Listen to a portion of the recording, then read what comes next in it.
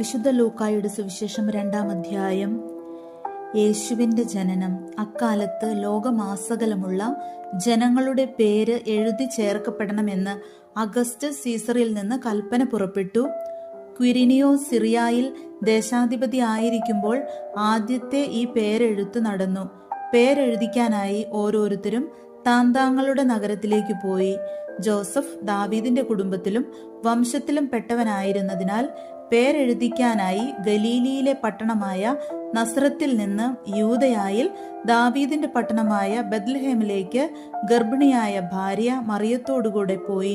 അവിടെ ആയിരിക്കുമ്പോൾ അവൾക്ക് പ്രസവ സമയം അടുത്തു. അവൾ തന്റെ കടിഞ്ഞൂൽ പുത്രനെ പ്രസവിച്ചു. അവനെ പിള്ളക്കച്ച കൊണ്ട് പൊതിഞ്ഞ് പുൽത്തൊട്ടിയിൽ കിടത്തി. കാരണം സത്രത്തിൽ അവർക്ക് സ്ഥലം ലഭിച്ചില്ല. ആട്ടിടയന്മാർക്ക് ലഭിച്ച സന്ദേശം. ആ പ്രദേശത്തെ വയലുകളിൽ